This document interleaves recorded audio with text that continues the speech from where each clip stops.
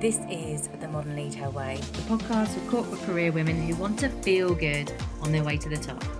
I'm Emma Clayton, and I'll be sharing with you tangible advice to help you stop sacrificing your soul in the name of success and experience more balance, confidence and fulfilment both in and out of work. Hello and welcome back. Here we are again. Thank you for being here. You know, it's never lost on me when someone tunes in week after week to hear what I have to share. So thank you. What I want to do today is really build on that conversation that I started last week, where I shared with you this idea or this concept of unbecoming, the process of unbecoming, and how it starts with awareness.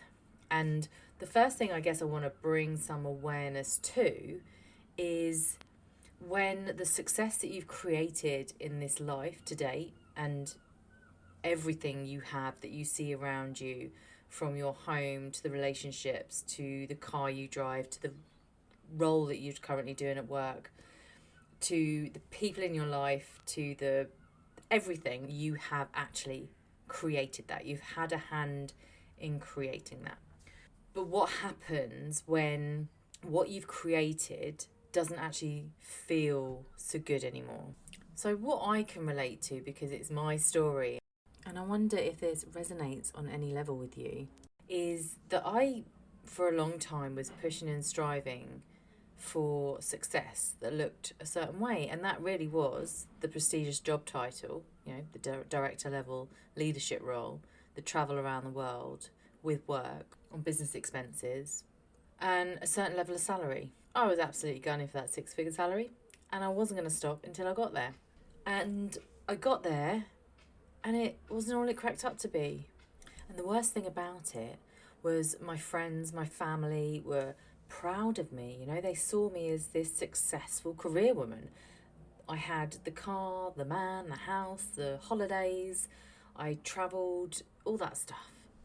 And yet something inside of me just felt off, and I couldn't put my finger on it at the time.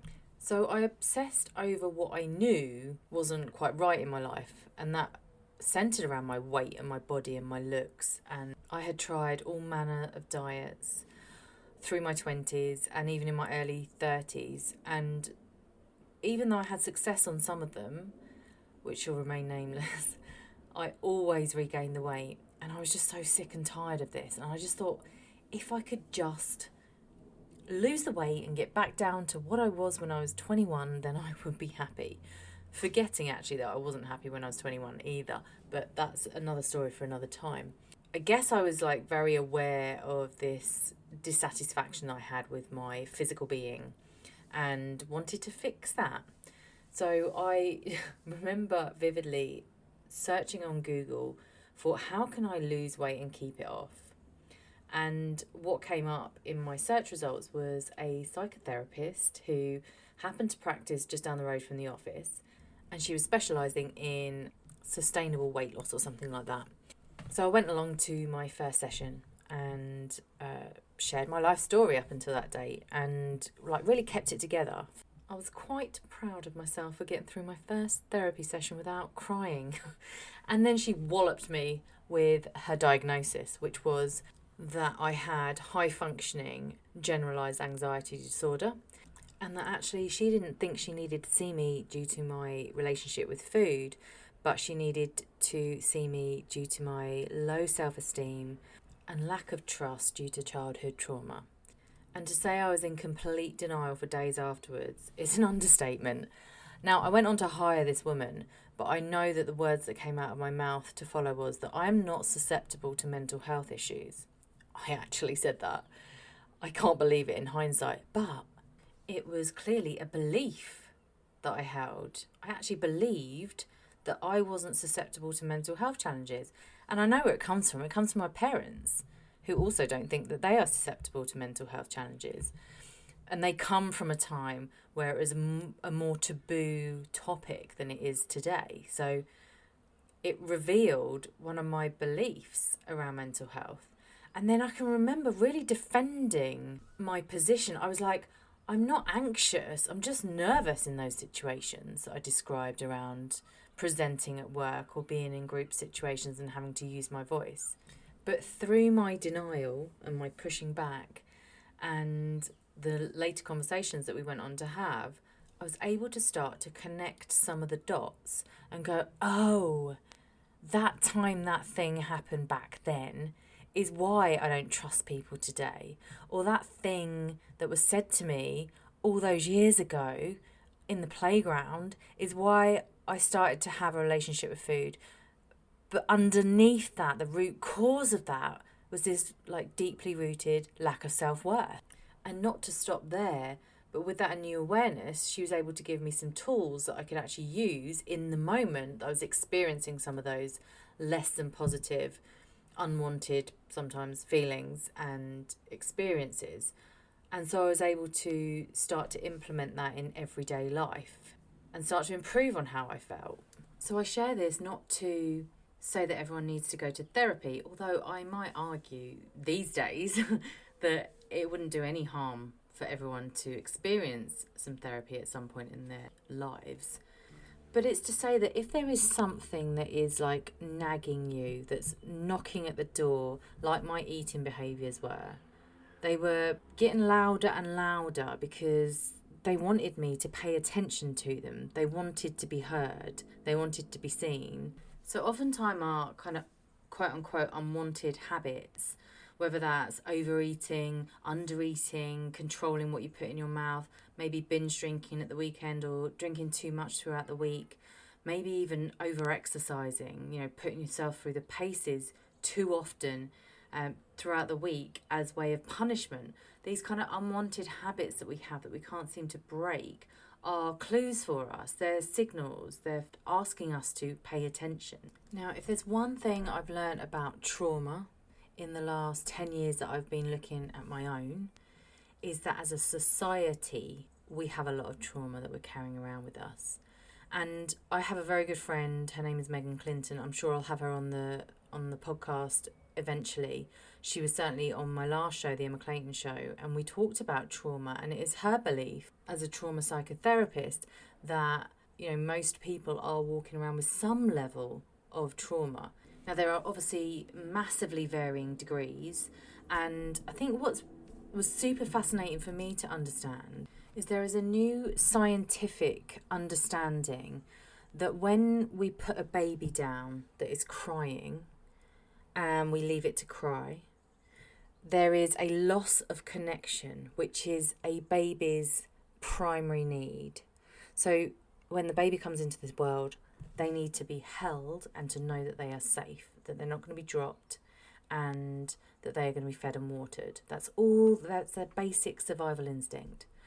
And when they're put down and they're under stress because they're crying and they want attention and they don't get it, that is traumatic to the baby. And that trauma is stored in the body and lives in the body throughout, your life until you actually look at it and understand it and somehow liberate it, okay? And what that tells me, where I'm at now, is that we just have this opportunity as grown-ups to have a lot of compassion for our younger selves and for the coping mechanisms that we learnt. Like, I was young when I learnt that food made me feel better. And rather than berating myself for continuing this habit into 2-3 decades, I can have compassion for my younger self for doing the best she could when she had no other means of processing all the high emotions that were going on for her, because there was no one there as an adult to help me process those high emotions. When I can see myself in a different light and stop beating myself up, then I can do something with that, you see? So I just want to take a moment to pause and give you the opportunity to think about some of your maybe unwanted behaviours, habits, things you do that you don't like about yourself, and just reflect on where they came from and how they served you back then, like how they really helped you feel better. And can you find it in yourself to just give a nod to that younger version of you that was resourceful in finding ways of coping with life, in the trials and tribulations of growing up, and just thank her for doing the best she could? So it's fair to say that for me, going along to that therapy session and having a few months of therapy thereafter really was the catalyst for my fascination about how we grow and evolve through our younger years and how that informs who we turn out to be as we're forming as adults, and then the knock-on impact that has on some of our behaviours and how much we feel we have control over that or not, and then what we can ultimately do with that when we understand and we connect the dots and we get this new awareness. And this, I guess, is what I now call the inner game. This is what I mean when I'm talking about the process of unbecoming and playing the inner game of becoming all of who you came here to be. It's that unlearning some of that stuff. It's revealing some of those limiting beliefs that you have growing up. Doesn't matter where they came from. They might not be serving you anymore. And just opening your eyes to a new way of thinking and being. I mentioned in one of the earlier episodes that the inner game is more the personal development piece. This is where we go deep inside. And the benefits of doing that work is that it has a knock-on impact on how you show up professionally. So I don't believe I can do the work that I do in terms of helping you bring your whole self to the table, your whole authentic self to the table, and lead in your own way and make a bigger impact and have an influence in those discussions and have you brimming with confidence until we've had a bit of clear out. And when we start to do that, you start to see that you have more control over how you feel. You want to feel good, you create more things in your life that are going to make you feel good than not. And actually by now, hopefully you can see I am not talking about material things such as a new car or another holiday or another zero on your salary or a bigger bonus, a high performance rating. I'm not talking about any of those things. I'm talking about creating this congruence in your being, one where there's no line of separation between how you feel on the inside and how you show up on the outside. And that may not mean that you ever completely eliminate something like anxiety or binge eating, for example. But it does mean that you have the tools to navigate it when it does show up. And ultimately, when we can start to feel good from the inside out, more often than not, that is freedom right there.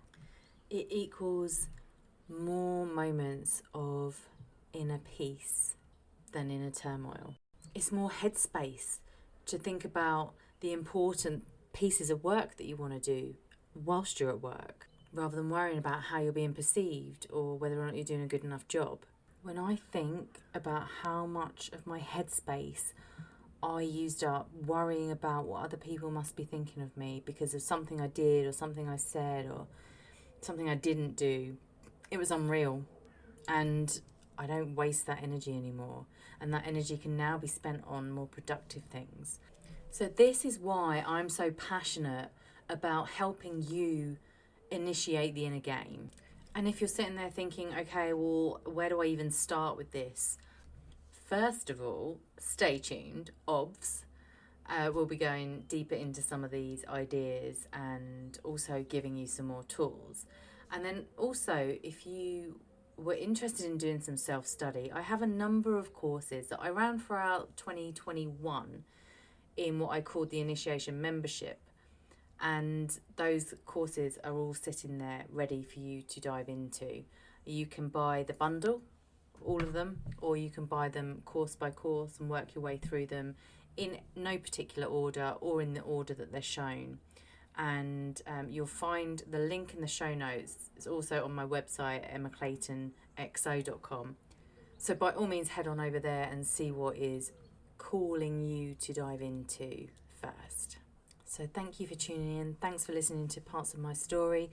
I hope this landed with you in a way that you can have a new awareness for your own self and where you're at. And I look forward to seeing you next time. Take care.